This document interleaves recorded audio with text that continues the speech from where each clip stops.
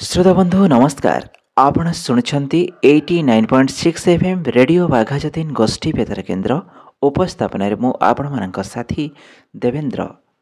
श्रोता बंधु आज पवित्र पौष पूर्णिमा अवसर में गंगा जमुना एवं सरस्वती नदीर संगम स्थल उत्तर प्रदेश प्रयागराज में आरंभ होइछि महाकुंभ मेला। भारतर पवित्र नदी में आयोजित होउथिबा एही कुंभमेला हेउछि विशाल धर्मीय समावेश। ଏହି धार्मिक उत्सव तथा तीर्थयात्रा देशर विभिन्न भागरू लक्ष लक्ष साधुसंत माने तथा श्रद्धालु माने भाग नहीं थांती।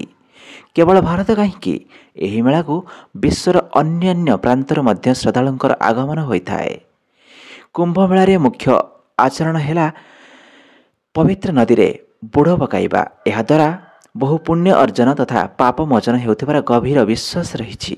ଏହି ଉତ୍ସବ ପ୍ରତି 12 ବର୍ଷରେ ଥରେ ଆୟୋଜିତ ହୁଏ।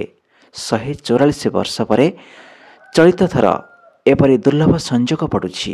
ଏହି ମେଳା ମହାଶିବରାତ୍ରି ଯାଏ ଦୀର୍ଘ 44 ଦିନ ଧରି ଚାଲିବ। କୁମ୍ଭମେଳାର ଆକର୍ଷଣ ସାଜିଥାନ୍ତି ନାଗା ସାଧୁ। ଏହି ପରିପ୍ରେକ୍ଷୀରେ କୁମ୍ଭମେଳାର ସ୍ୱତନ୍ତ୍ରତା କ'ଣ ରହିଛି ଆସନ୍ତୁ ସେ ବିଷୟରେ ଜାଣିବା। ଶ୍ରୋତାବନ୍ଧୁ, पौराणिक कथा अनुसार महाकुंभर संबंध समुद्र मंथन सहित जड़ित। जेतेबेले देवता एवं दानव मिसी समुद्र मंथन कले सेथिरु जो अमृत बाहरिला ताकू पान करने पाई दुई पक्ष मध्य युद्ध हैला। एही युद्ध 12 दिन पर्यंत चलिला। कहा जाए एही 12 दिन मनीषक हिसाब रे 12 वर्ष समान थिला।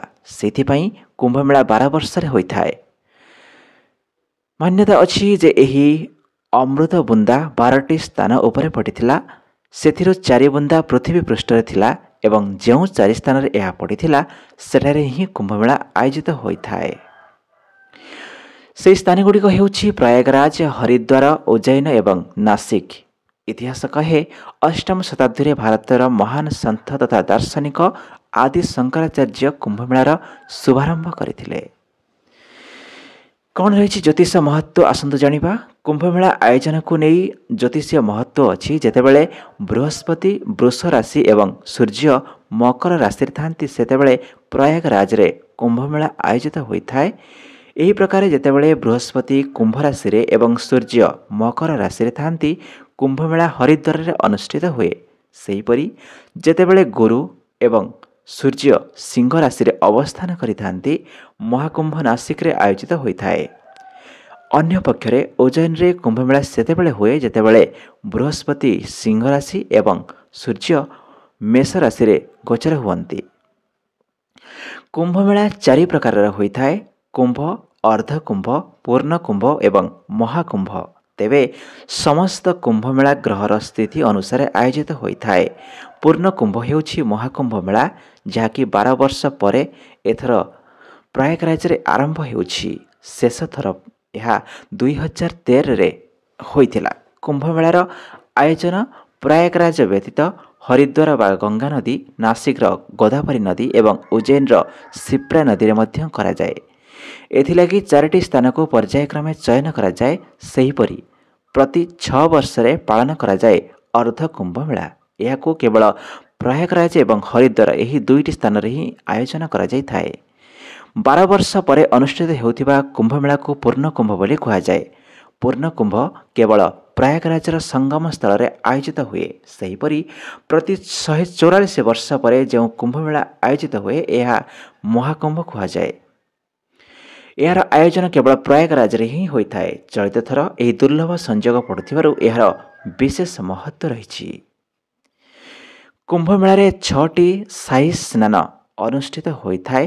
प्रथम शाही स्नान जनवरी 13 पौष पूर्णिमा, द्वितीय शाही स्नान मकर संक्रांति, तृतीय शाही स्नान मौनी अमावास्या, चतुर्थ शाही स्नान बसंत पंचमी, पंचम शाही स्नान माघ पूर्णिमा एवं शेष तथा षष्ठ शाही स्नान महाशिवरात्रि दिन अनुष्ठित हेब। सूर्य, चंद्र एवं बृहस्पति स्थिति को लक्ष्य रखी यही सबु स्नान विधि तथा स्नान तिथि धार्य करा जाइछि। एही समय रे महाजागतिक रश्मि द्वारा नदी गुड़िक प्रभावित होइथांती। एही अमृत जोगरे स्नान द्वारा विशेष फल प्राप्ति होइथाए बोली विश्वास रहिछि। परंपरा अनुसार विभिन्न आखड़ार नागा साधु माननकु प्रथमे शाही स्नानर सुजोग दिया जाइथाए। ଶ୍ରୋତାବନ୍ଧୁ ଏହି ପବିତ୍ର ମହାକୁମ୍ଭରେ ଆପଣ ମଧ୍ୟ ସାମିଲ ହୁଅନ୍ତୁ ଏବଂ ଶୁଣୁଥାନ୍ତୁ ରେଡ଼ିଓ ବାଘାଯତୀନ ଗୋଷ୍ଠୀ ବେତାର କେନ୍ଦ୍ର 89.6 FM ବ୍ୟାଣ୍ଡରେ।